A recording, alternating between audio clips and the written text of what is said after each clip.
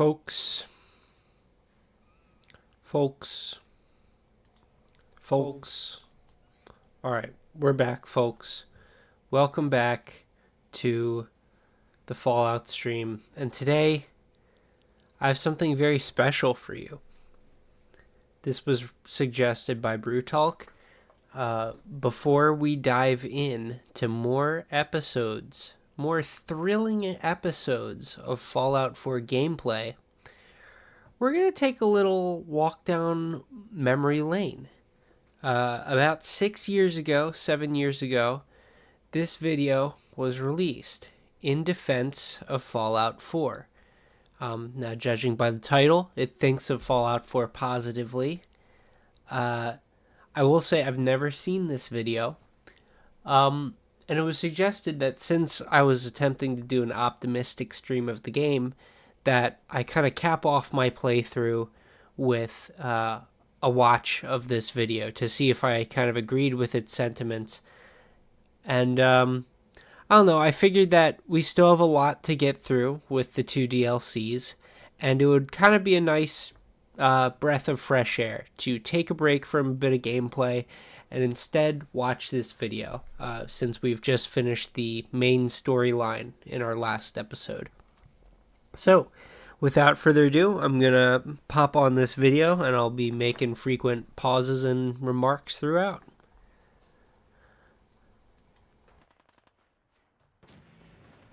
I've been making videos for a very long time. Most recently, I've started making videos for Fallout 4, as many of you know. In fact, many of you are watching this because you've seen my previous Fallout 4 videos, and for that, I thank you. Now, I do... So already, I just want to clarify. I have not seen this video before. I've not seen any of this person's content before. This is a complete blind watch of this. My best to read all of the comments that are left on my videos so that I can respond and get ideas for future videos. You guys are a great source of ideas for my future videos, so thank you for that. So already I'm noticing one thing about his playstyle, which it makes me wonder. If maybe he had a different play experience from me. I see the fact that he's shooting in third person. Now, when I played the game, shooting third person is the most inaccurate shit in the world. You always want to be first person because when you're aiming with iron sights, the accuracy is like 100%. But maybe that's just me. Maybe that's just a feeling. Over the past few months, I've detected a sentiment that I believe is running through the player base of Fallout 4. And that's that Fallout 4 is not as good as the previous Fallouts, or Fallout 4 somehow betrayed the spirit of the previous Fallout games, or that Bethesda is just in it for the money, and they don't really care about the lore, they don't care about their gamers, they're just a bunch of money-grubbing capitalists, those evil game makers, and so on and so forth. So,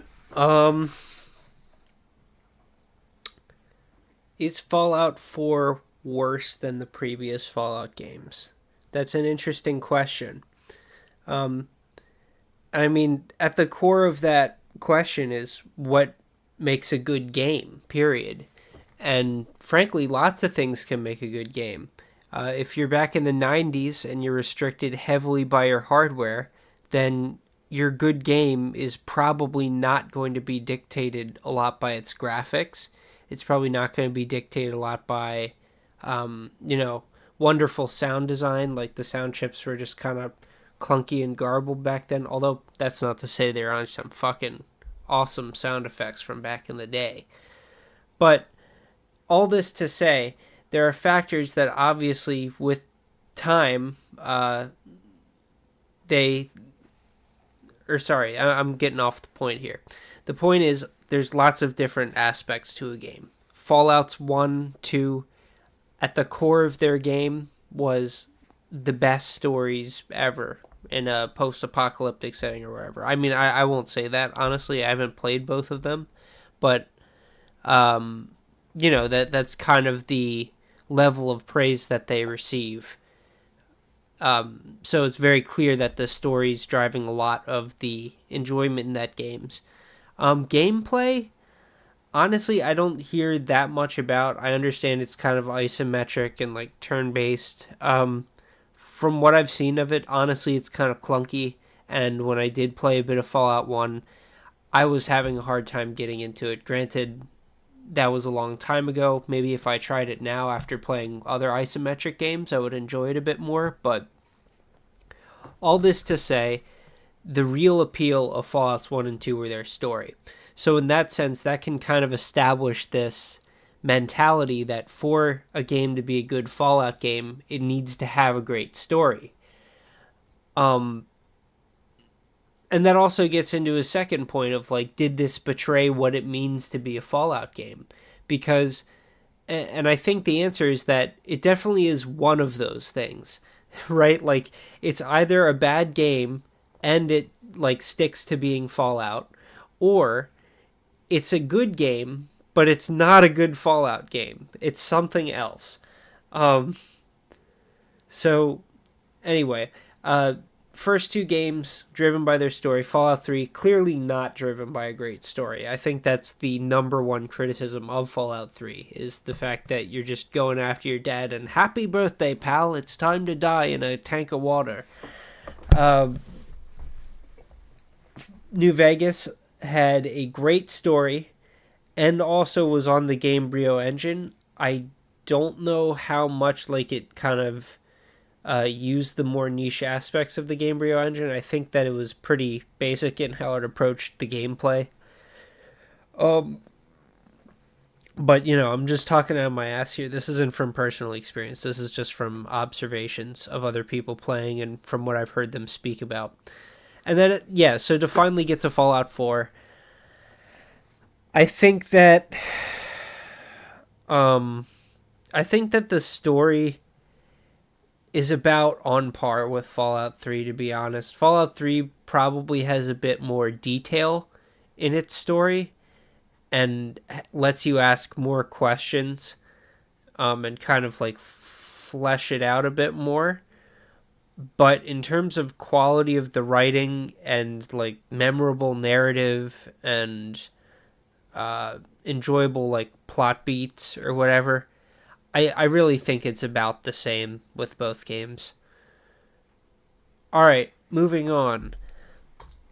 And as a fellow geek, as somebody who loves games, and as somebody who loves role-playing and character building and settlement building and everything associated with science fiction and fantasy and video games and first-person shooters and the rest, I think that these kinds of attitudes are not only unfair to the people who create the games that we play, but they rob us of the joy that we should be getting from playing these games. Now, I'm sorry, what? Hang on, I gotta play that back again. He said something, I don't think I agree with at all. capitalists, those evil, as somebody who loves games and as somebody who loves role-playing and character building and settlement building and everything associated with science fiction and fantasy and video games and first-person shooters and the rest. He's basically saying, as a person who enjoys every single mechanic that is in Fallout 4, I think it's unfair to say that Fallout 4 is a bad game. I mean, sure, if you enjoy all of these things that he just rattled off, but like, you don't need all of these components necessarily to make it the good game or a bad game. Anyway. I think that these kinds of attitudes are not only unfair to the people who create the games that we play, but they rob us of the joy that we should be getting from playing these games.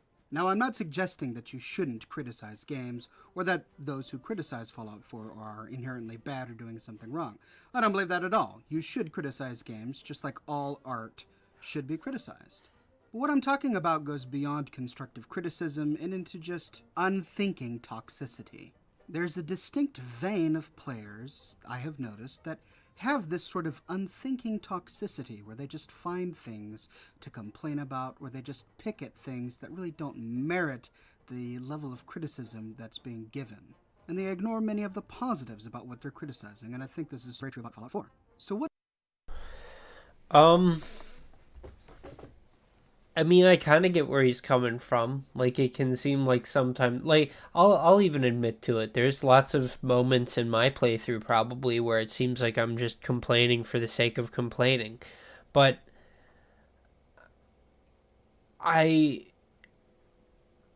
I don't think that's so much that the game isn't bad, but more that it's boring. And I'll try and clarify that, like, if I'm thinking of a game's quality and I'm thinking about it on like a blank out of 10 scale, I would put 10 as like masterpiece, best possible game it could be. It hit the nail on the head for what it was going for, and what it was going for was poignant and meaningful. Uh, and then I put 1 as, or actually, I put 5 as like I'm neutral to this experience, and then 1 I would be saying like I actively hated this, and like I don't think I could enjoy something less than this. So when I hear him say that, like, I think that people have this vein of behavior where they just find things to complain about with the game. Sure, that's true. Um, and it's also true that just because somebody's complaining a lot about the game, they don't necessarily think it's a 1 out of 10 or a 3 out of 10 or a 4 out of 10. Maybe they like genuinely uh, enjoy the game or whatever, or they think it's fine, but they're just bored. There's nothing going on. And when there's nothing going on, your brain kind of fills the blank space. You just shoving stuff to do. So, if you're wandering around and you've been wandering around for a while and your brain is just fried because you can't remember which objective you're going to next, a natural inclination may be to say, like, gee, this is fucking boring. Anyway, I don't know. All this to say, uh, I think that you can complain about a game and have it be devoid of its quality or whatever. Or not devoid of the quality, but like you can complain about the game and still enjoy it. What I want to do with this video is I want to talk a little bit about the mindset of a person that causes him to approach a game that he paid good money for with such a level of toxicity that it spoils the game for himself and potentially spoils the game for other people. Now, already I'm not liking where he's going with this, because he's talking about spending good money for a game, and like you're not allowing yourself to enjoy something that you spent good money for. Imagine if he was making the same criticism for Starfield, something that was like actively a fucking dumpster fire. You paid good money for this, and you're just depriving your own enjoyment of it by not forcing yourself to like it more. And it's funny because that's what I said as a joke going into this stream, was like, oh, I'm going to be forcibly optimistic and maybe like I'll squeeze my money's worth out of it.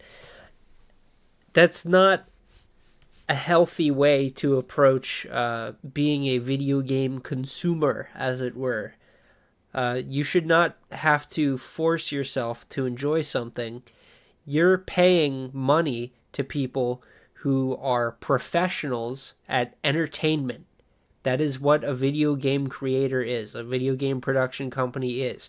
You are paying Bethesda because you trust Bethesda to give you a better entertainment experience than fucking Joe Schmo from down the block walking over to your house with a projector and a light and his finger puppets or whatever.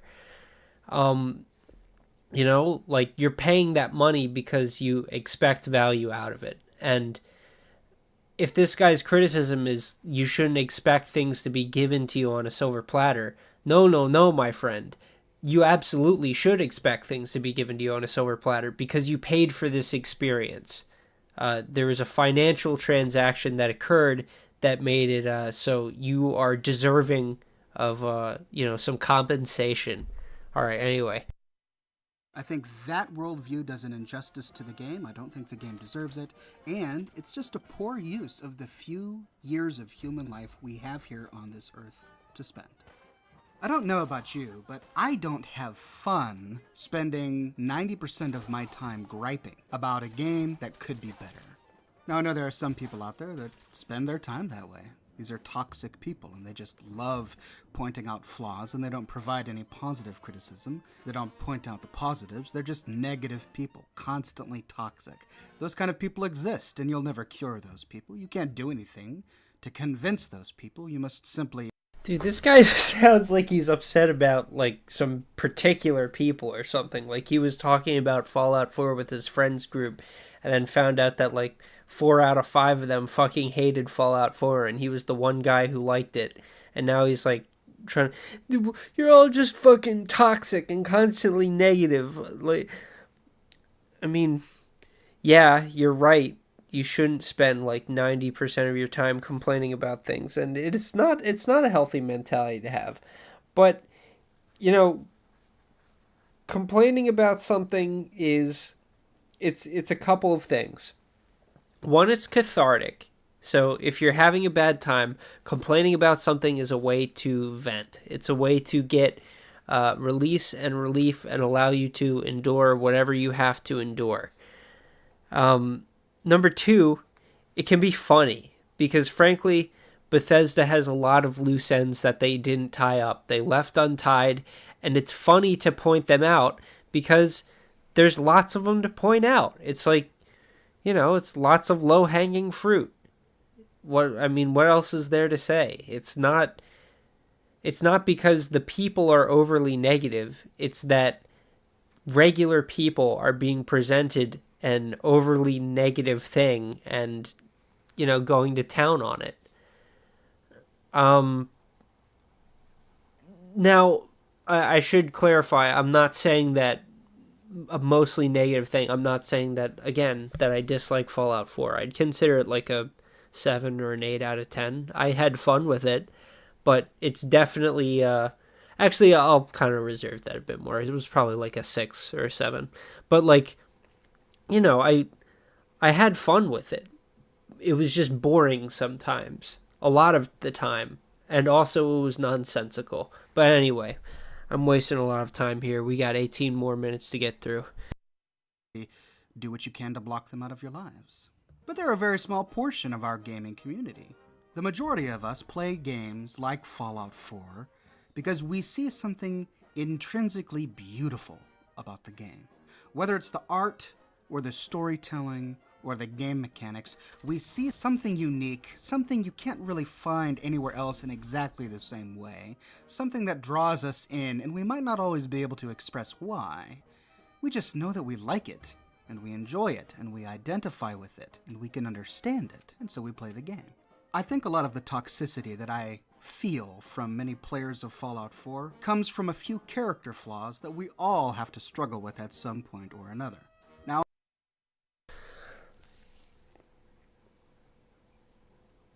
I'm worried that this video is going to be saying nothing for 20 minutes. I'm starting to get that feeling. It sounds like what he's saying is that if you have problems with Fallout 4, that it's just a personal issue that you have, that you are not allowing yourself to enjoy the game.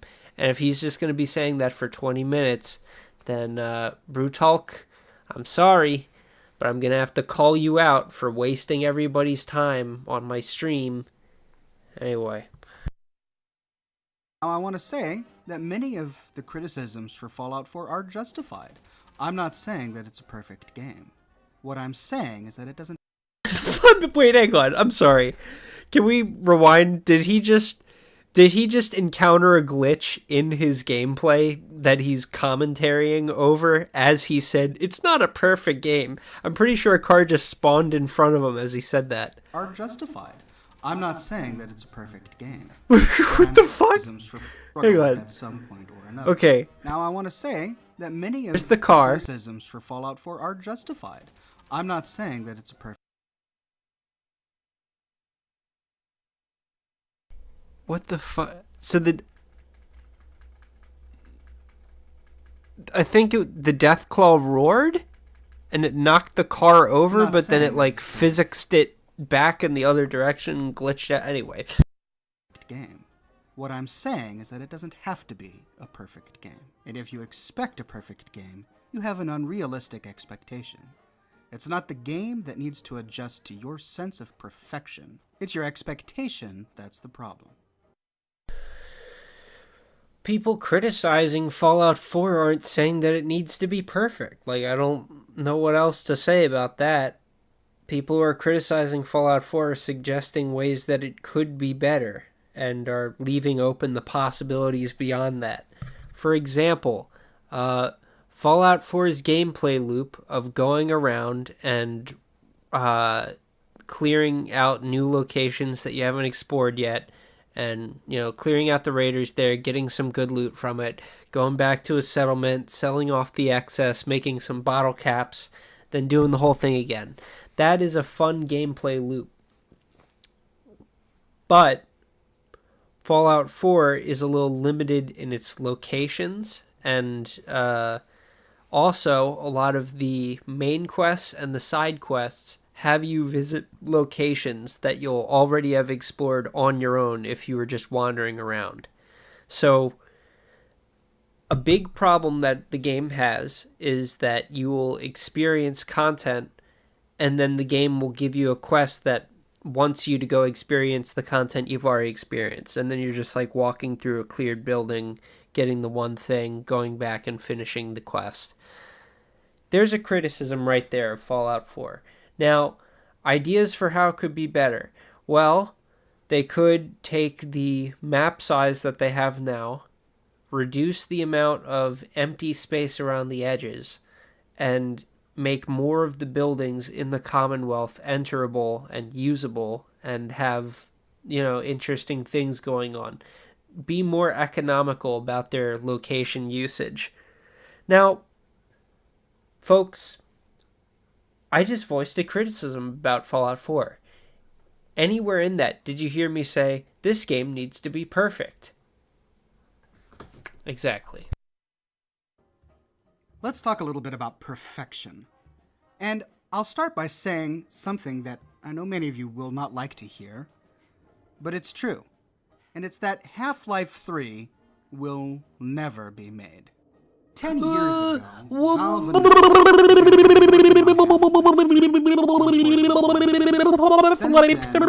people have been highly into 3. Start by saying something that I know many of you will never be made.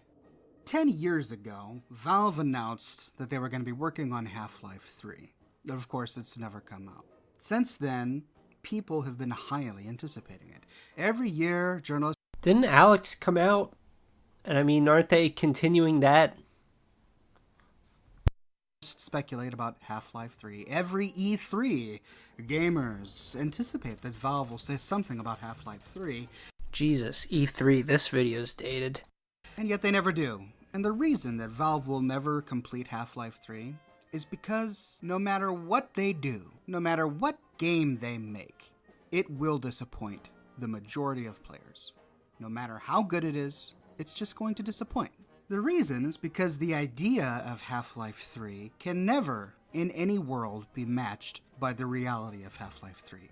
Players have sort of idolized this idea of Half-Life 3, and they've romanticized. Okay, he's explaining the most extreme concept of people having high expectations and it not being able to live up to the demand. Is he just rambling about this because he wants to make the same point about Fallout 4, that people's expectations for it are way too high? Because he already said this. Their actual gameplay experiences of Half-Life 2. If you actually went back and played Half-Life 2, you could appreciate the storytelling, you could appreciate the game mechanics, but, it's not mind-altering, it's not world-bending, it's not absolutely revolutionary. Now, this part is worth commenting on. This might be the first part of the video, and possibly the only part where I actually agree with him. You go back and you play Fallout 3, like our good friend of the channel Hunterwoot did with his stream of Fallout 3, does it hold up?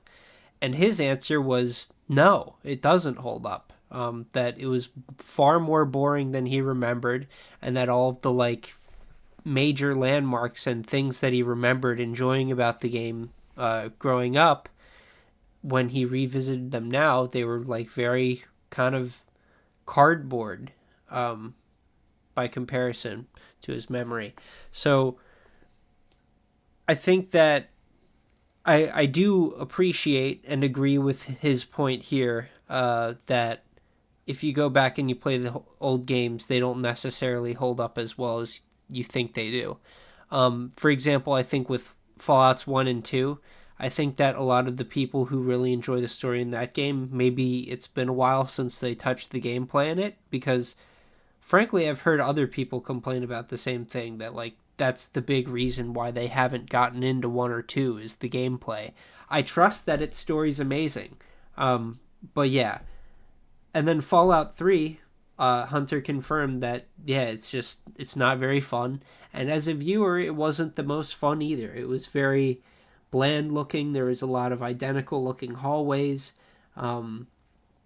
Navigating from quest to quest was the entirety of the content. So yeah, the games are not as good as you remember them. And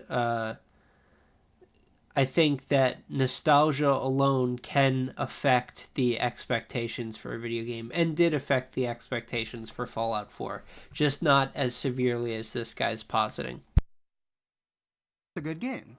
But if you were to talk to somebody who hasn't played Half-Life 2 in 10 years, and if you were to say, well, tell me about Half-Life 2 and why it's so amazing, their eyes are going to glaze over and they're going to look upward and clasp their hands and fondly reminisce about how amazing Half-Life 2 was and how it was a groundbreaking game, and game producers these days don't know how to make something like Half-Life 2. And it's that kind of nostalgia that causes players to expect too much of Half-Life 3. Because nothing Valve could ever make could in any way satisfy the anticipation that they've built up. Now, part of this is Valve's fault. If they had, gone through and made Half-Life 3 without waiting 10 years, then they wouldn't have allowed time to build up and expectation to build. So yeah, part of it is their fault for allowing this anticipation to build, but part of it is our fault as gamers. We tend to have too high expectations for other people. We don't set the bar high enough. I will say, though, something that just occurred to me. I didn't play Fallout 3 personally. I watched other people play Fallout 3. I didn't play New Vegas personally. I watched other people play it. And I had never played Fallout 1 or Fallout 2. Or I don't really even think heard much about what happened in those games at the point that I played Fallout 4. And the first time that I played Fallout 4 was the time that I hated it so much. The time that I actually enjoyed it was the time that I was revisiting it and going in with this optimistic view. So I almost feel like not only is this guy straight up wrong here when he says that, like, people's expectations they had for Fallout 4 is what caused it to be perceived so poorly. Not only do I think that's wrong, I think the opposite is true. That people's previous perception of the Fallout series probably aided them to think more highly of it than they actually should. Fallout 4 was, there was a lot of problems with it, and it's a disappointment in the sense, not that it's a bad game, but that there's just so many visible places where it could improve. Like, it's like looking at it's like, the poem of Ozymandias, the statue out in the desert, and it's just like his legs, and then above the legs it's like broken off and eroded down because of time and the sands of the desert. That's what Fallout 4 is kind of like looking at. It's like looking at this really solid, sturdy, ancient, time-tested trunk of legs. But then there's no torso, there's no head, there's no detailed features, there's no arms. It's the rest of what you want to see is not there. It's just this reminder that it could have been. And that's where a lot of the complaining comes in. Just this constant reminder that of what could have been. It's like looking at the stump of an amputated limb or something. It's regret. Enough for ourselves. And I think that's why people complain so much, because it is regret, it is disappointment. Like, it's not because people are just negative all the time. It's because they're expressing grief that they, you know, they saw something that could have been really great, and they're just sad that now it's not going to happen because this happened instead. And instead, we set that bar too high for others. And we as human beings suffer from this same problem in other aspects of our lives. We oftentimes expect too much of our wives and husbands and children and parents. What the fuck but is he don't put talking the bar about? high enough for ourselves. Tolstoy once said that everyone wants to change the world, but no one wants to change himself. And it's very true when it comes to the gaming community. We all have criticisms for games, and we all have ways that we would make the game better. But of course we don't actually go out and make a game. Very few of us do. And yet we feel like we can be critics. And that's not really fair to the people who are actually making things. The analogy with Half-Life 3 is... Oh my god, okay, it's 7 minutes in, he's still making the same point that he was making in the first minute, which is that it's a you problem, not a them problem, in regards to Fallout 4's quality. So, at this point, I'm going to set the video to like 1.5 times speed. We'll still pause and make commentary, but it sounds like he's going to be repeating himself a lot in this 20 minutes. Apt for Fallout 4, I believe, because Fallout 4 has been tossed between 3 different studios, Bethesda, Obsidian, Interplay. They've all had their hands in working on different Fallout games over the years. And that means that the visions of many different game developers have gone... Wait, hang on, I'm sorry, what was he saying about Obsidian? Was he talking about New Vegas or Fallout 4? Make a game, very few of us do, and yet we feel like we can be critics. And that's not really fair to the people who are actually making things. The analogy with Half-Life 3 is apt for Fallout 4, I believe, because Fallout 4 has been tossed between 3 different studios, Bethesda, Obsidian, Interplay. They've all had their hands in working on different Fallout games over the years. And that means that the vision... Is that true? I didn't know about this. Did Obsidian work on Fallout 4?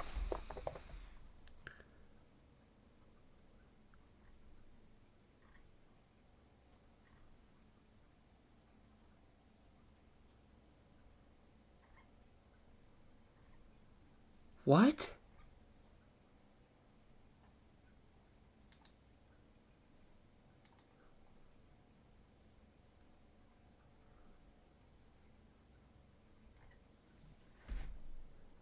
Okay, I think this guy's just wrong. of many different game developers have gone into play, and yet we kind of expect the Fallout universe to have some sort of cohesive narrative. And it does. It really does. For the most part, it is a seamless world. But despite that fact, many of we players can't help but compare the later installments with the originals. And we do this with movies too. This is why sequels very rarely are as good as the original movies. Oftentimes it's true that the sequels are just crap. But many times it's because our perceived idea of how the original movies were is just a little bit exaggerated than what they really were. I mean, watch the original Star Wars movie. The very first Star Wars movie that came out. Yeah, it's good. It's a good movie. But come on, I mean, yeah, it spawned an entire franchise, but it's not some groundbreaking story.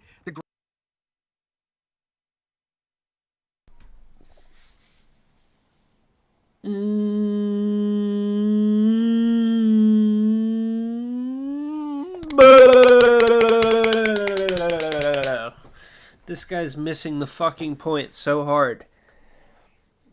Star Wars was not a beloved movie because it had a groundbreaking story. Stories don't have to be groundbreaking to be awesome. Stories have to be told well to be awesome. You can have a story with 3 plot points, 3 major plot points. That's it. And you can fucking make an entire 3-act story out of just those 3 basic plot points. Just filling in the blank space with detail and rich characters and dialogue and... yeah, it's a good movie. Listen. Folks, at this point, don't take anything this guy has to say with too much weight, you know?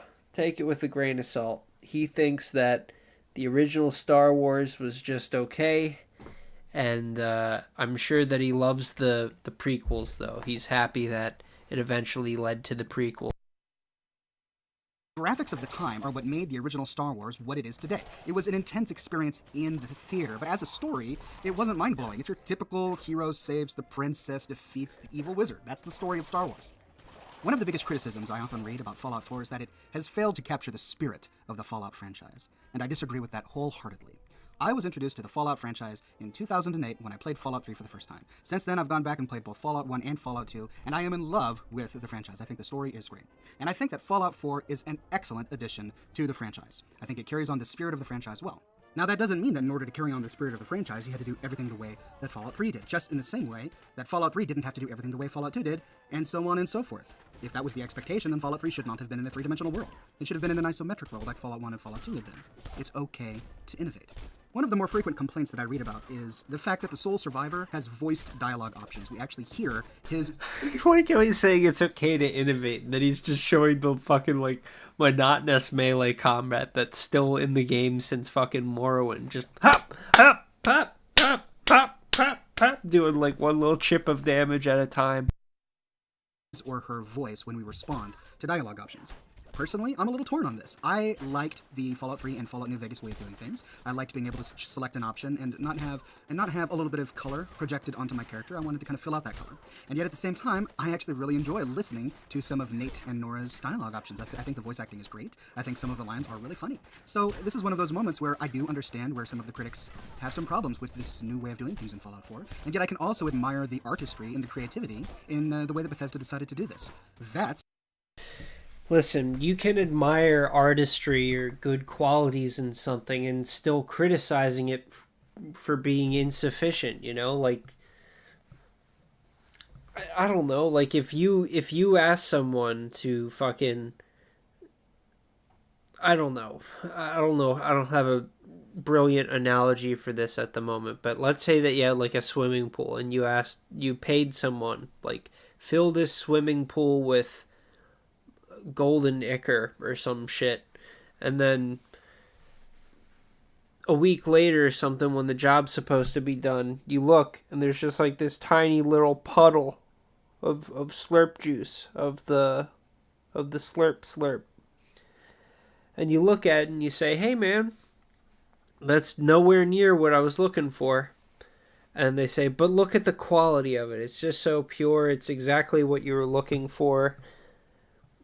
Anyway, folks, all this to say, I think that the voice acting for Nate and Nora is great, but I think that having a voice actor severely limits the amount of dialogue that, one, you can have voice acted, but two, if you're making all of the dialogue voice acted, then it just, like, limits your options in general. Like, you can't tell as complex of a story when all of it needs to be spoken out loud. You can't branch off in all these different directions. If I was given the choice between a voice acted protagonist and having a whole bunch of different, like, dialogue choices for my character, I feel like I would prefer to have the just text, you know? And I think that a better way that they could have done this, if they wanted to have voice acting, is still have the cutscenes voice acted or whatever, but instead of having every single dialogue voice acted, every single dialogue option, just have it be, like, you know, a couple of, like, really key scenes, or just have it be the kind of, like, what's the word? The set dressing, have it be decorative. Like, a good comparison, I've been playing a game recently called Blood West. And in Blood West, you're like this undead Western desperado guy with a revolver, and you're going around, you're killing like demons and ghouls and goblins, and you're blasting them away, and you're taking damage, and you're looting items, kind of like in Fallout. And in that game, when you pick up something, or, you know, you find a neat item, your guy's like, could use these, or, what are you doing laying around here, or, about time I found some ammo, like that kind of stuff. Why not make, like, 8 different voice options. Fuck it, like 6 different voice options. Let's make it even smaller. 3 for the gals, 3 for the guys. Have one of them be like the standard Nate and Nora type of like, hey, I'm peppy, optimistic, and I'm gonna help out the wasteland. Then have one option that's like kind of like a coarser, like Raider type voice. Or maybe that someone's actually just like a nice person and they just have a rough voice. And that's how you want to roleplay your character. Like, just give some variety of options there. Enough that it gives the added spice of having a voice actor without the necessity of giving them pages and pages of scripts. Like, I don't need to have every line voice acted for me to get the spirit of what my character sounds like. I really just need key reminders at certain points in the experience. Anyway, moving on. This is another thing that Bethesda added in Fallout 3 that was not in Fallout 1 or Fallout 2. And many people at the time thought that it was a weird and strange new way of doing combat. Would they add VATS? Is he talking about VATS? To dialogue options. Personally, I'm a little torn on this. I liked the Fallout 3 and Fallout New Vegas way of doing things. I liked being able to select an option and not have a little bit of color projected onto my character. I wanted to kind of fill out that color. And yet at the same time, I actually really enjoy listening to some of Nate and Nora's dialogue options. I think the voice acting is great. I think some of the lines are really funny. So this is one of those moments where I do understand where some of the critics have some problems with this new way of doing things in Fallout 4. And yet I can also admire the artistry and the creativity in the way that Bethesda decided to do this. VATS is another thing that Bethesda added in Fallout 3 that was not in Fallout 1 or Fallout 2. And many people at the time thought that it was a weird and strange new way of doing combat in a first-person shooter. I even remember back when Fallout 3 came out that there was a lot of journalism, a lot of gaming journalism, where people were really slamming the whole VATS system as if it was just sort of like cheating and it's not really playing the game right. And then, of course, when Fallout 4 comes out, there are people who are saying that the changes that Bethesda made to the VATS system is what makes it cheating. Well, if only we had the original VATS system that came out with Fallout 3, the changes they made in Fallout 4 just make the game way too easy and yada yada yada. You see where I'm going with this? The great roadblock we run into is when we try to compare the game to something else. Well, it's not as close to example X as I would like, so therefore I'm disappointed. And that, I think, is the attitude that robs us of the joy that we paid for to play this game. Instead of judging... No, that's just wrong. He's incorrect here. And I mean, I feel like that's redundant to keep saying this guy's incorrect about a lot of things, but I'm going to keep saying it each time it's relevant. The reason he's wrong on this point is there's multiple levels of analyzing something, of understanding something. Let me see if I can pull up this levels of comprehension. Let's compare. Let me see if I can find this. Okay, yeah, it's called Bloom's Taxonomy. Let's look that up real quick. Bloom's Taxonomy.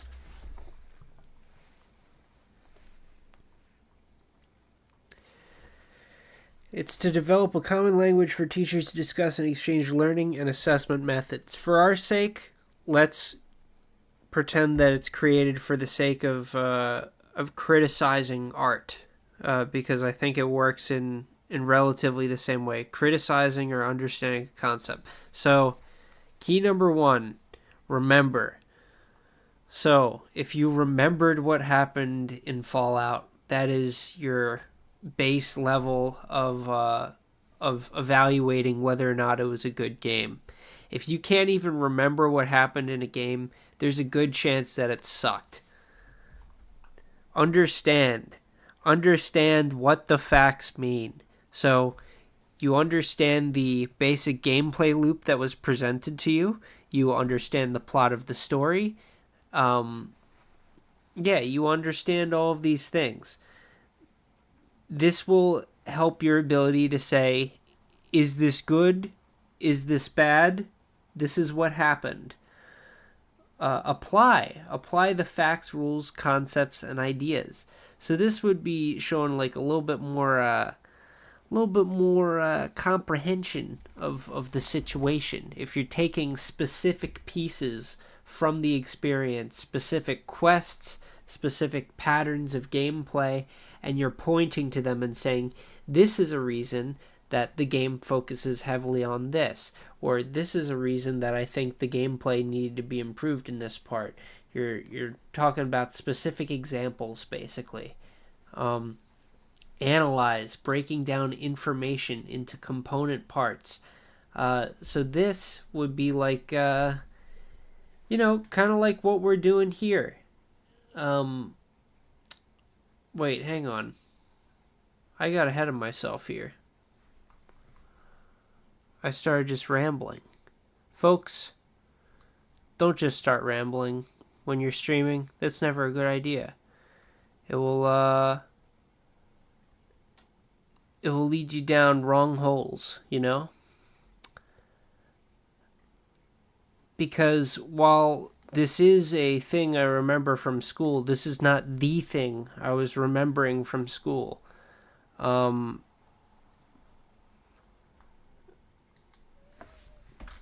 Compare, contrast. This is what I was looking for. If I can find it.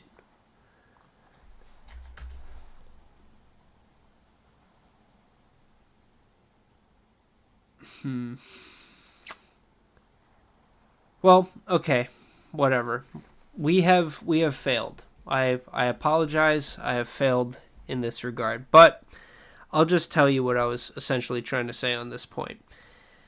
To be able to compare one thing to another thing is like one of the most basic levels of comprehension in showing that you understand a concept. Everybody does it habitually. So if you're approaching something critically, one of your gut inclinations is going to point to other things that you want to use as examples of things that have done things exceptionally well. You're not saying that it has to match one-to-one. You're just using it as reference. Anyway, continuing.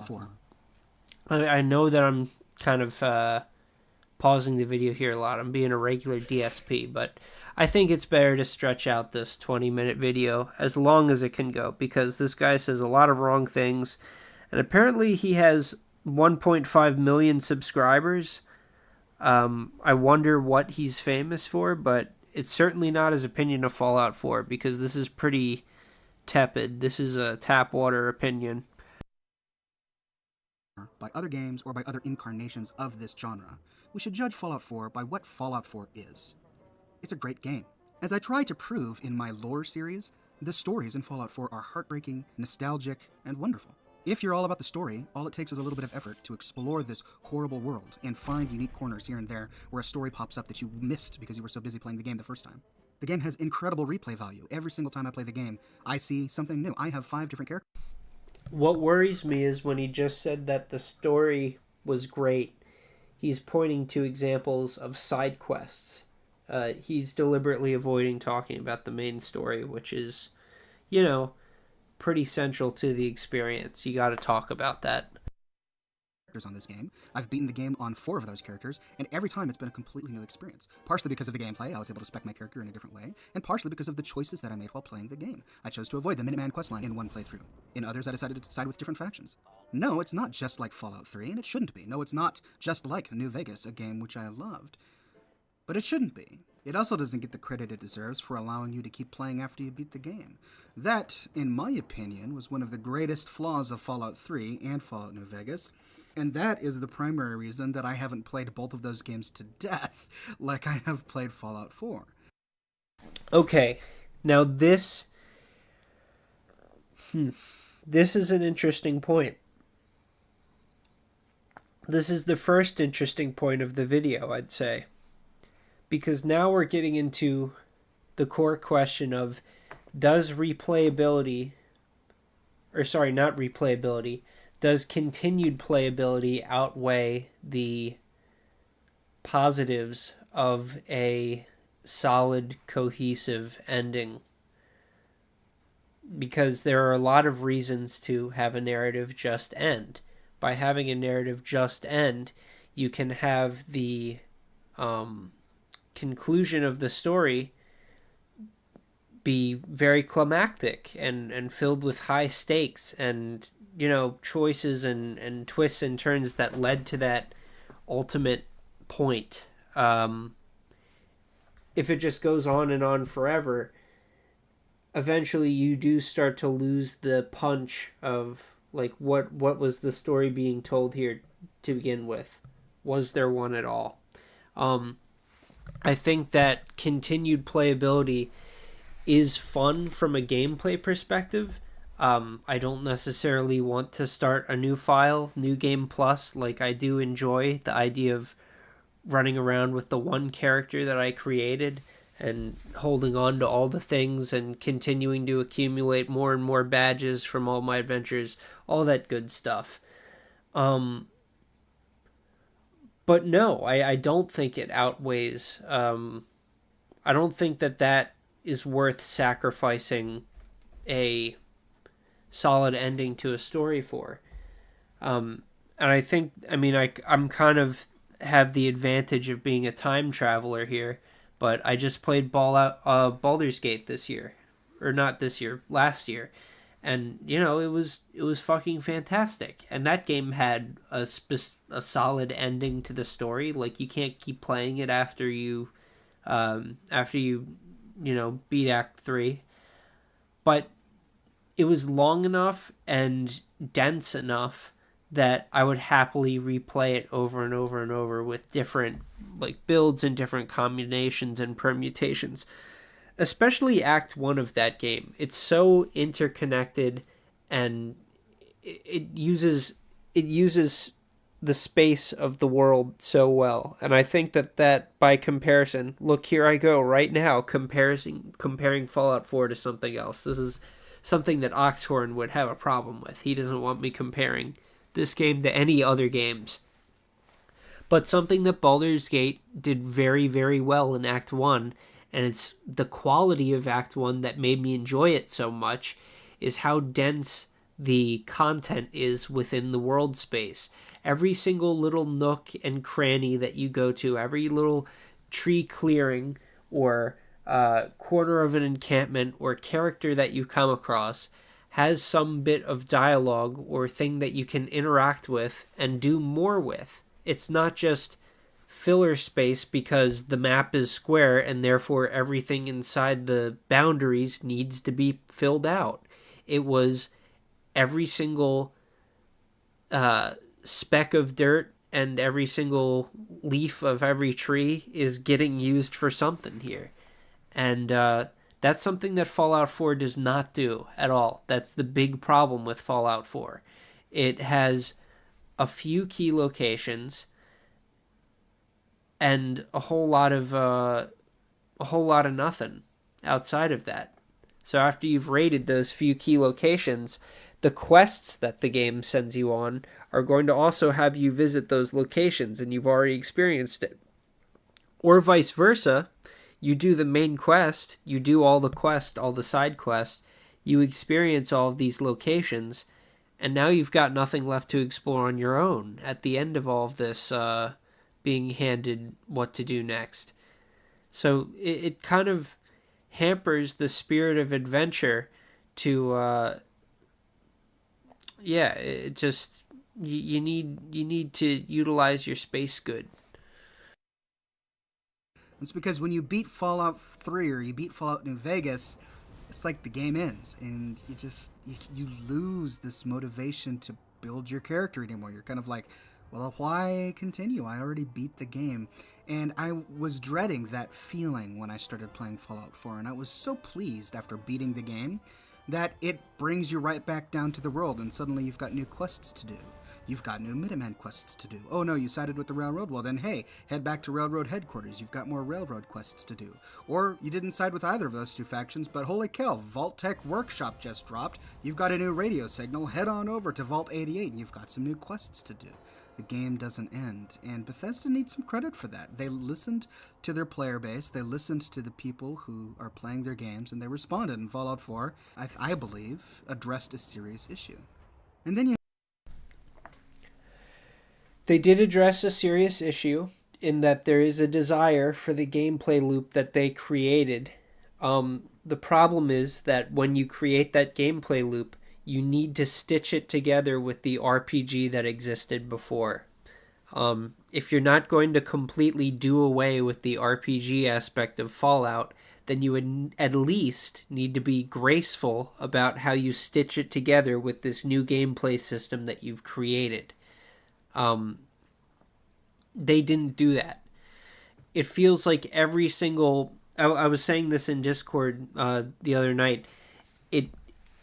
It feels like all of the mechanical aspects of the game, whether it's roleplay related or gameplay related, they were designed independent of each other with no knowledge of how the other things in the game behaved. Like, for example, you have the option to drink irradiated water wherever you go. That's a very atmospheric roleplay type thing you can do. You can walk up to a puddle of water that's been sitting there for God knows how long. It's brown, it's dirty, it's disgusting, but fuck it, man. You're thirsty. You gotta have that drink of water. You gotta stay alive.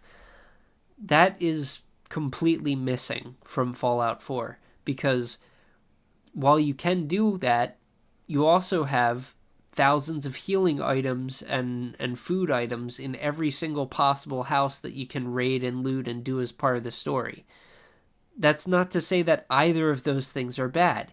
It's good that you can drink out of puddles of irradiated water. It's good that there's loot on the key places of interest, because that's what makes them key places of interest, is the fact that they're lootable and that there's stuff to do there.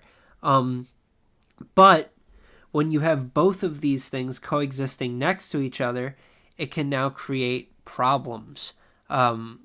Now there's no reason to ever drink from a puddle of water and give yourself rads when you can just inject yourself with one of your 90 stim packs. It would be much better if they found ways to, they can even get gimmicky with it. They don't have to have like these elements of the game be the end all be all of the gameplay throughout the entire experience, but just like have them crop up well a few times, and instead of like just doing this half-assed job of it.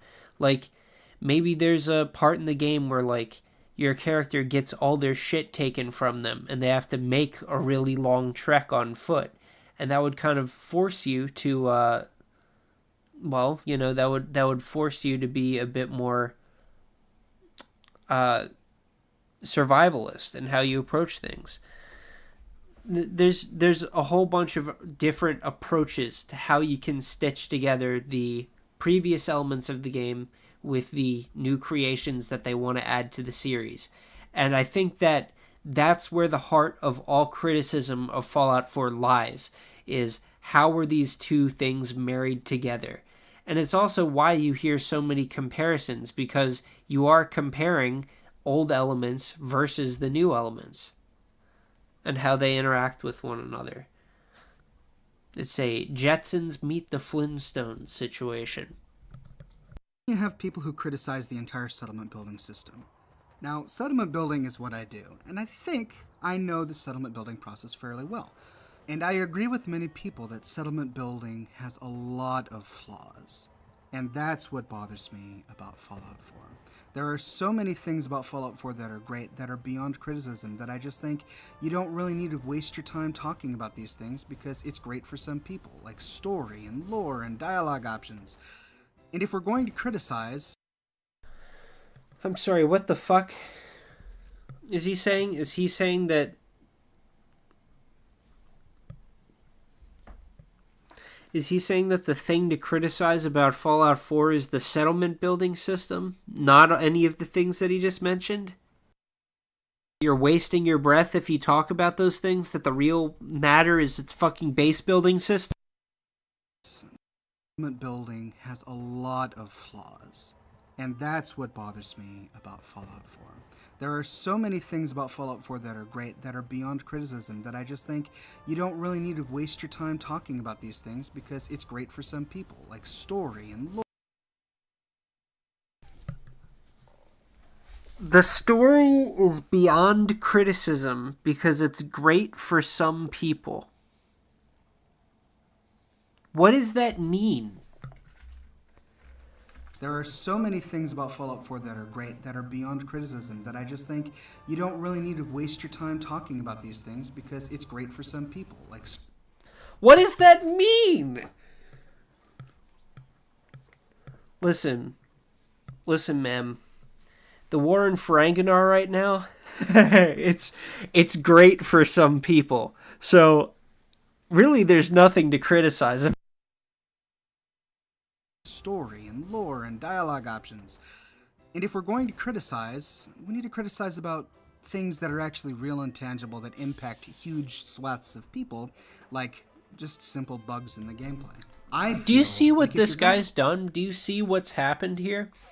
He started his video off by saying that, like, anybody who criticizes this game and says it's bad, they're just naysayers and they have a negative mentality.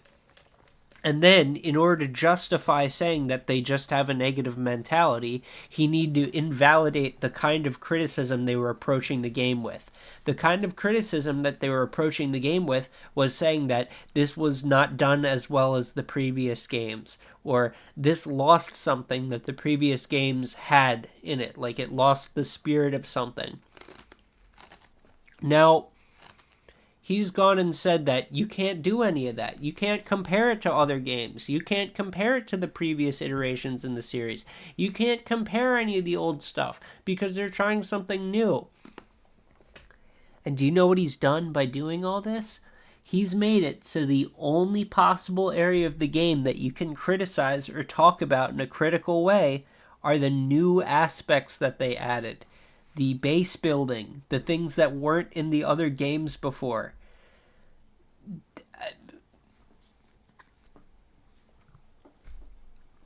I mean, I don't know what to say. Is he a dog? Or sorry, not a dog. Is he a cat? Does he not have object permanence? Does he think that, like, fucking, you know, if something's the same between two items, that the similarities just aren't there? Does his brain filter it out and only see the differences? If you're going to build something, build it right the first time. I don't believe that Bethesda relies upon modders to fix their game for them. I think that's unfair to Bethesda, and I think that goes too far. But there is a seed of truth. Let's hear that again, folks. Now, once again, I know that I have the benefit of being a time traveler here, but... Like, if you're going to build something, build it right the first time. I don't believe that Bethesda relies upon modders to fix their game for them. I think that's unfair to Bethesda, and I think that goes too far. But there is a seed of truth in that, and the seed of truth is that sometimes Bethesda will release something that's not really finished. Every single DLC that they have released. Now,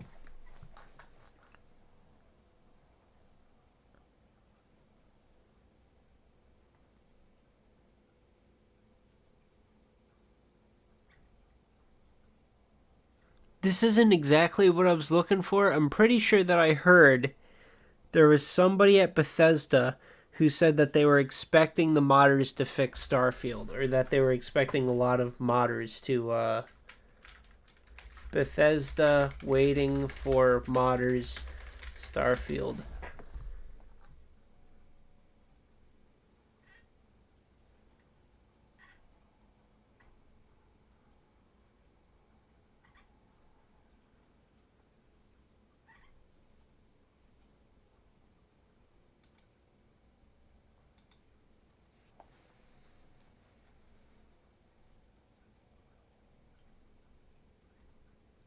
Anyway, don't take my word for it. Go search for this information yourself, folks, because I'm not seeing it myself.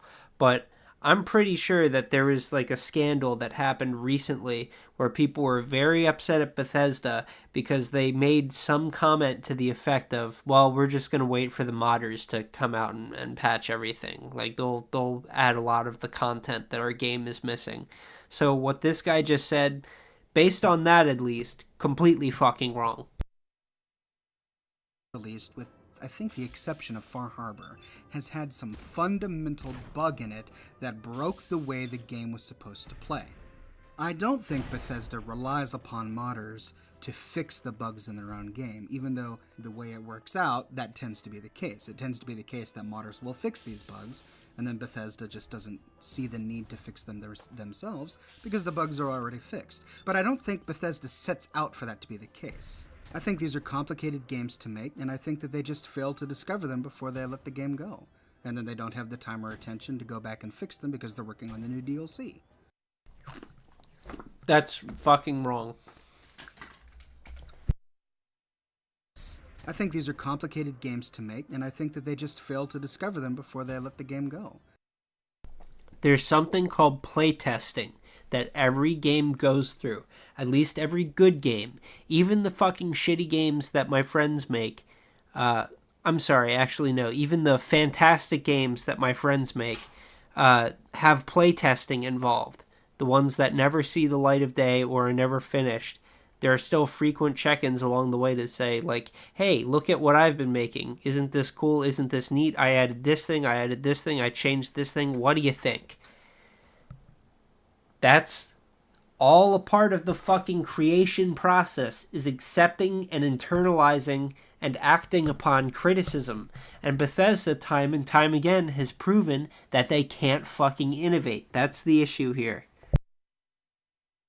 And then they don't have the time or attention to go back and fix them because they're working on the new DLC.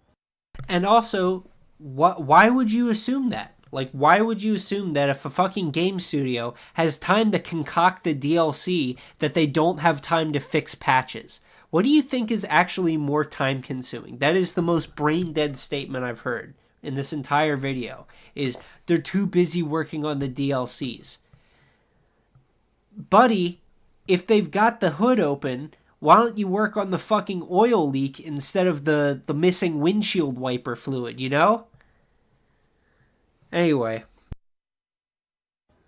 It's probably just as simple as that. They're so busy working on Nuka World or the next DLC that they don't have time to fix floating elevator buttons. It's not. This is delusional. What he's saying now is like actual coping. He's coping. He's like, it's good. It's good. It's good. It's good. It's good. They're working on the new DLC. It's probably just as simple as that. It's probably just that. Yeah, it's just that. Yup, I'm sure.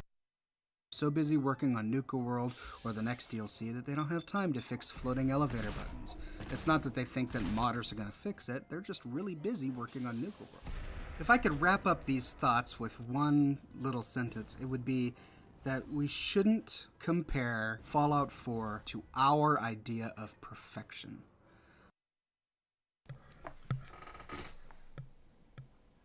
This is what in debate is called a straw man. If you've not heard of a straw man is when you make up the opposition's position or argument so you have an easy position to beat up on and make look ridiculous. And that's what this fella's doing here. Stupid, buddy. No one said the game had to be perfect. Nobody's comparing the game to their perfect concept of what a Fallout game is. I'm fine with glitches. I'm fine with little sections where I'm a little bored and I'm going, because I'm frustrated because something I'm doing isn't working or isn't paying off how I thought it would. But when the game is so riddled with problems and you know, room for improvement that you're pointing it out every other 5 seconds, that's not comparing it to your image of perfection. That's just comparing it to your, like, common sensibilities of what a good game is. Not even a perfect game, just a good game. So, no. Rejected. False. Incorrect. As I said in a previous video, I think it was during one of my live shows, I think one of the greatest dangers in any movement, any faction, any kind of frame of mind is when you look for the purest form of something. And that's my argument against the Brother of Steel.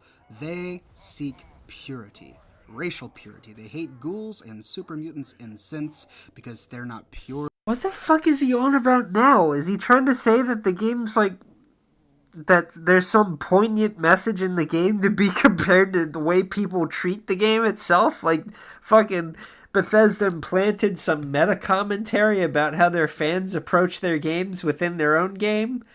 Listen, you can't seek out purity. Okay, fuck off. Purely human, or because they're adulterating technology. And that kind of seeking after purity actually... Newsflash, asshole. Anybody who's trying to improve anything ever, they're comparing to some concept of perfection. Okay? A concept of perfection, that's called an ideal. Even when you're improving yourself, you compare the self that you are now, the self that you perceive you are now, to an idealized version of yourself, to some superhuman or superhero. I guess for you it would be a Marvel superhero, Oxhorn. So yeah, you just go ahead and compare yourself to your Iron Man Funko Pop real quick. He's the ideal, he's the perfection, and you are the imperfection. And then you take the imperfection, you compare it to the perfection, you say this is the difference, here's how you can mitigate that difference, here's how you can get a little bit closer to perfection. And when you say that, the expectation is that you won't be left with perfection afterwards. The expectation is you'll be left with something that is closer to perfection. And what is something that is closer to perfection than something that was worse before it? What? It's a B word. It's better. Oh, better. Okay, so for something to be better, you compare it to an idealized version, and then you change it in a way that directs it towards that idealized version. So people who are comparing Fallout 4 to their perfect version of Fallout 4, they aren't saying that they want a perfect game, Oxhorn. They're just saying that they want it to be better instead of worse. Makes them weaker as a faction. And I'll explore these thoughts in a different video when I go through all of the different factions.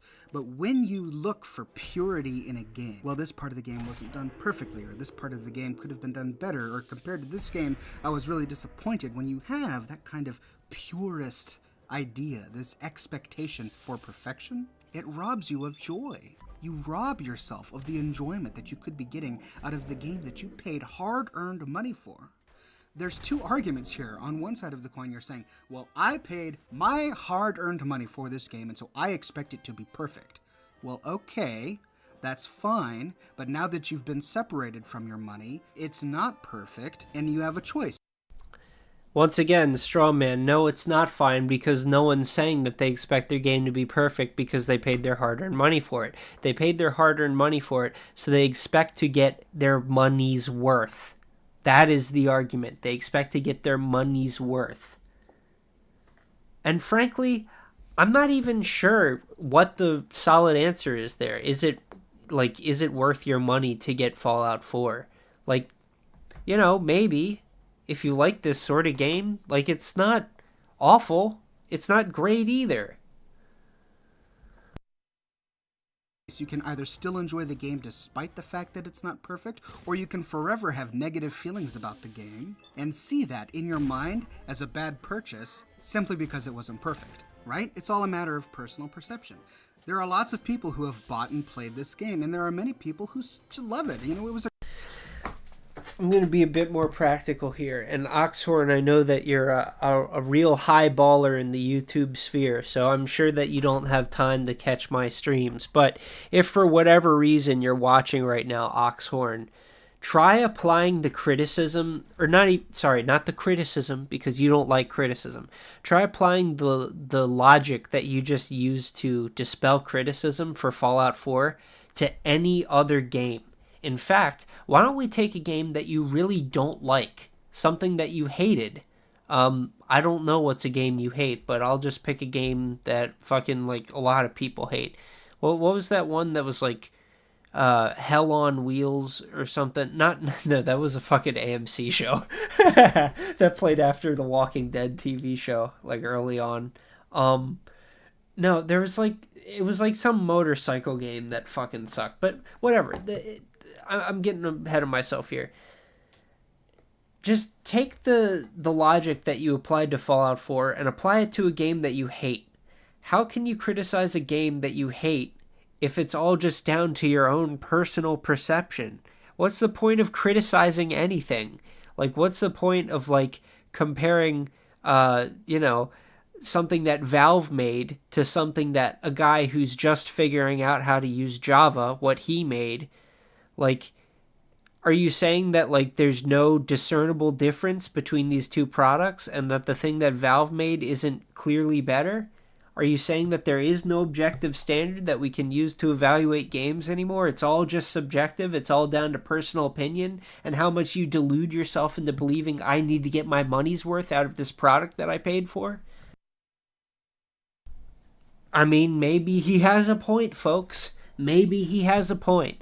Honestly, I'm more pissed at Oxhorn than I was at anything in Fallout 4. So maybe he's working. Maybe in a roundabout way he's actually achieving his goal here. He's making me appreciate Fallout 4 more by instead taking out my vitriol on him. It's a great purchase. It was a great use of $60. Instead of spending $60 on a fancy dinner with my family, I spent $60 on a game that I've gotten 300 really enjoyable hours of gameplay out of. Right? That guy is having a great time. For that guy, it was a great use of his money, and then now that he's done with the game, he can move on to the next game that he's going to have a wonderful time playing. But if the way that you think is a little bit toxic, then you're going to be sitting there going, not every hour that I've spent playing this game has been perfect or incredibly enjoyable, therefore the $60 was a waste of money, and I'm going to have this toxic view of the game, and I'm going to be upset, and I'm always going to remember Fallout 4 as being this great disappointment. You see how we rob ourselves of our own enjoyment? Bethesda isn't doing this to us. Our family isn't doing this to us. People online aren't doing this to us. We're doing this to ourselves. We're robbing ourselves. The $60 suddenly becomes a bad investment because we've chosen to make it a bad investment. It's not a problem with the...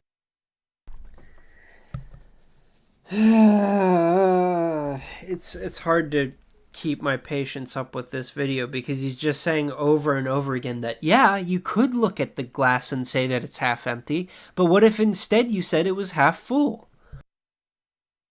Yeah, what if? Great. Fucking great. This has nothing to do with Fallout 4. You're not saying anything interesting about the content that you purport to be talking about. You're just talking about liking things and not liking things on a most surface level possible and in the most vague way possible.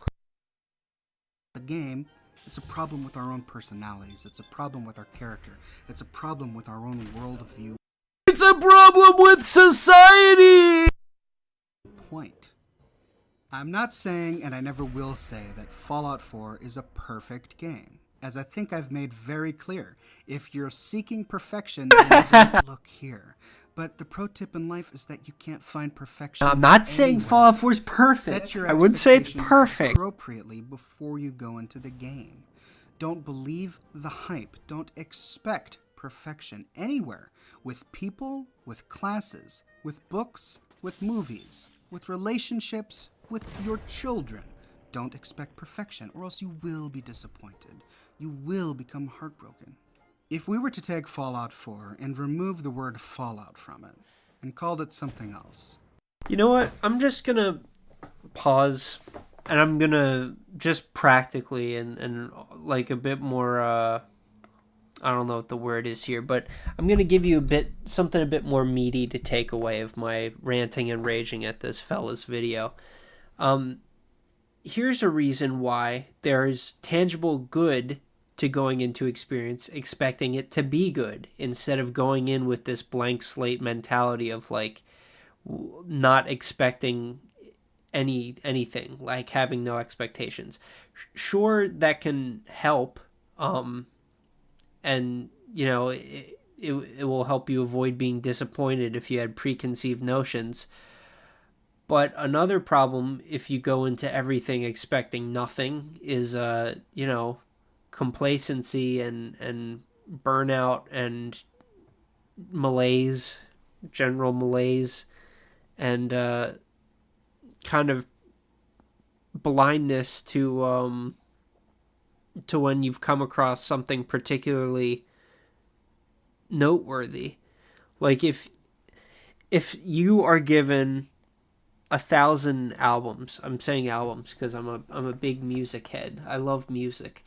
If you're given 1,000 albums and you listen to them all, and you're asked to write down your commentary in like a little paragraph, couple lines after listening to each album, and after you listen to album 1, you write down it's good, and then after listening to album 2, you write down it's good, and after listening to album 3, you write down it's good.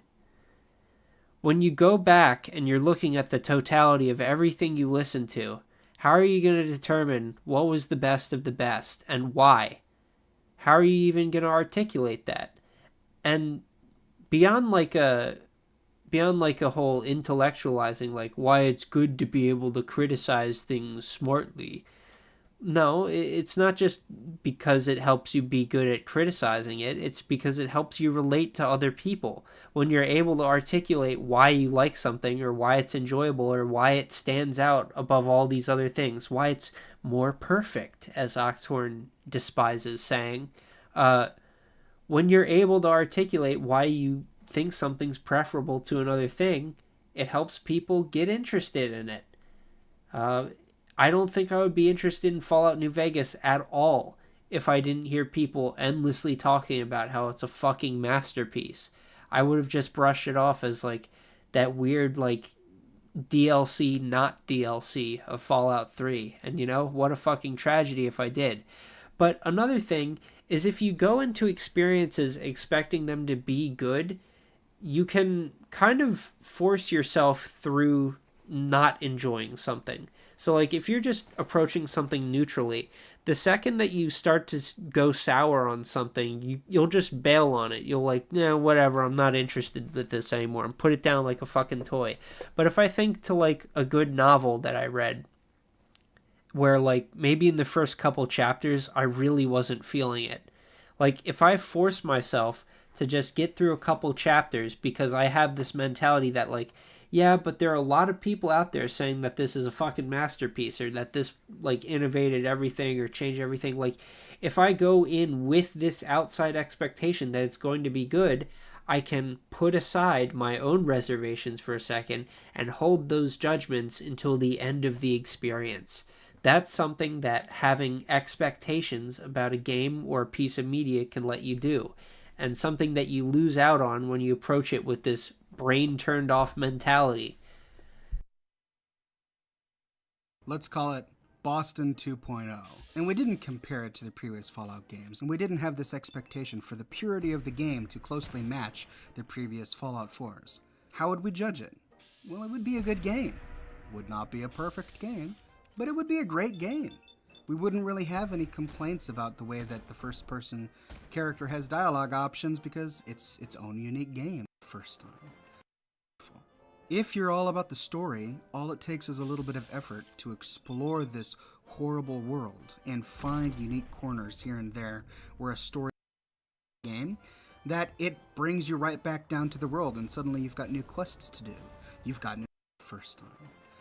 I don't believe that Bethesda relies upon modders to I think these are complicated games to make. It would be that we shouldn't come hard-earned money for this game, and so. But if the way that you think is a little bit toxic, it's a problem with our character. It's a problem with our own worldview point. I'm not saying, but it would be a great game.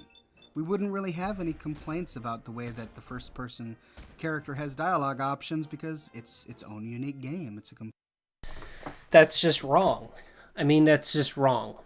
If it was its own game and it called itself Boston 2.0, then I don't know, would it still call itself an RPG? Like, this is an important question. People didn't just compare these things, or people didn't criticize these aspects of Fallout 4 because the other games did it before it. Like, we're not angry that this isn't a stellar RPG because the other games before it were a stellar RPG. Like, well, I mean, I guess that's exactly why we're angry. But no, like, what I'm saying is that, you know, like, we're not, that's not the sole reason that people are upset that it wasn't a great RPG, is that the other games before it were. It's because this game advertised itself to be an RPG. Like, that was fucking the genre that it was categorized under. It was role-playing game. So if there are things that will inhibit your ability to roleplay, they will be pointed out, irrespective of what games existed before it. If this was its own game, Nate and Nora being voice acted, that would still be a point of contention in talking about how it limits your ability to roleplay. And you know how I can prove that? Because in the Halo series, one of the things that those games were praised for was the fact that Master Chief's face is never shown. And that despite him being a voice acted character, his voice acting was minimal enough, and you never see his face. And that provides enough obscurity that it allows you, the player, to insert yourself into the position of Master Chief. And that is an observation that always stuck with me about video games. And in the case of Nate and Nora, it was the exact criticism that I was making earlier. That if you just make like maybe 6, 8 different voice actors, you don't make them read everything, you just have them say a little bit of flavor lines now and then, that would be enough to have a voice acted character while still opening up the possibility for all of the dialogue options that create a rich RPG story. Baldur's Gate did that. Plenty other games have done that. It's not rocket science, and it's also not insisting that this game do it exactly as another game has done it before. It's pointing to a successful implementation of it and saying, hey, it's possible to do this. And I also ventured that this isn't the only way it's possible to do this. So why doesn't Bethesda look for the other possible ways to do this? Completely different entity. We wouldn't have complaints about there being too much settlement building, for example, and all of these horrible settlement DLCs, as if they're somehow less part of it. No, there would still be complaints about that, because another settlement needs your help is the most infuriating thing in the world, regardless of how you experience it or what you know about Fallout. Game, because we didn't have some expectation. Now, of course, we're all free human individuals, and we can believe whatever we want about whatever game we want. Now, I'm not telling you that you have to like Fallout 4. I'm not. If you don't like Fallout 4, that's your person. I'm not telling you that you have to like Fallout 4. I'm just saying that you're a toxic person with a broken brain who can't enjoy things if you don't like Fallout 4. And you know what? God bless you. I am just saying that I think that the game... You don't like Fallout 4? Oh, bless. ...game is a good game. And I think if we really wanted to, we could find ways to truly enjoy the game so that we don't feel robbed of our money, so that we don't feel like we're wasting our time. I think that as human beings, we have the choice. We can either choose to appreciate Fallout 4 or we can choose to not. My argument is that we're going to be happier people if we choose to appreciate it for what it is, instead of...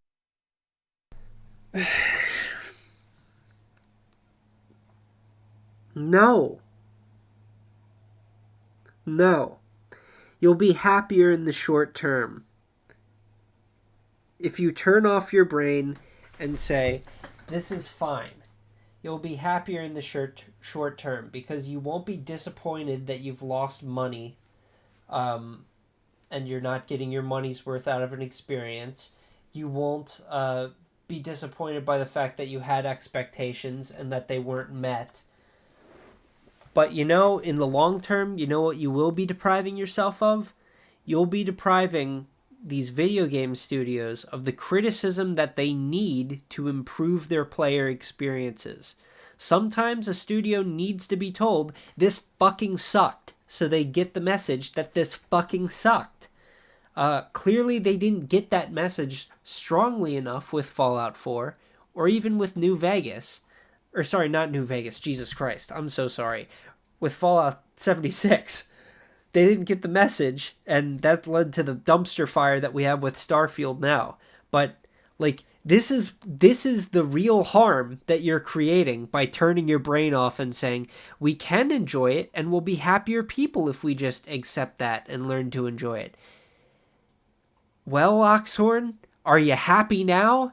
Are you happy now that you just turned your brain off and learned to enjoy Fallout 4? You enjoying Starfield, Oxhorn? You enjoying that game? You enjoying the just desserts of your actions here today? Of comparing it to some idea of perfection that it will never be, and it never could be. That's all. Well, ladies and gentlemen, those are my thoughts on Fallout 4. If you like this video, let me know in the comments below. I have ideas for other videos like this. I am intending to sit down and do an entire video like this on all of the Fallout 4 factions, and if you are looking forward to that video, if you would be interested in it, please let me know. Yeah, so that definitely I can not. prioritize No it in fucking my list thank of you. content to produce. Do you agree with my sentiments in No, this video? I don't or do you agree with your disagree sentiments with at my all. sentiments in this video? Please let me know in the comments below. I really love your opinions, even if they don't agree with mine, and I'm eager to read them. So please be thoughtful, and if you like this video, please subscribe for more and share it with your friends. Thanks so much for watching, and I will see you soon.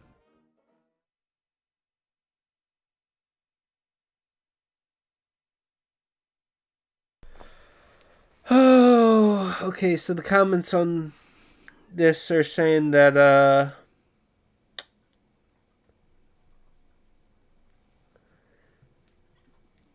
no piece of software is glitchless. It's not about perfection, but I want quests that are just go grab this for me. That's all that Fallout 4 is. You know, it's funny that he favorited the comment that agrees with him, and he's doesn't seem to be replying to any of these other highly rated comments. I'm looking at top comments, right? Yeah, where's his biting replies to the people who disagree with him, huh? That was in the originals. You could do aim shots to do specific body parts in frozen time.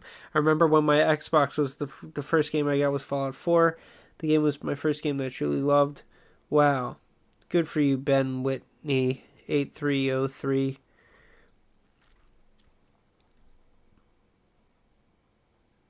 Okay. Anyway, I won't stretch this out too much. I think I'll give a final take on this video, folks. To summarize, don't misconstrue what this guy's saying as anywhere close to the truth. Just because you're criticizing a game, that doesn't mean you're expecting it to be perfect. You are comparing it to your concept of perfection, but that's what you do every single time that you're attempting to improve something. You compare it to an ideal, and you attempt to remedy the gap between the ideal and the reality. To not do that is to be complacent and to let something rot, to let it actively get worse. And that's what happened with Fallout. That's what happened with Bethesda games in general. And it happened because of people like Oxhorn. So thank you for watching.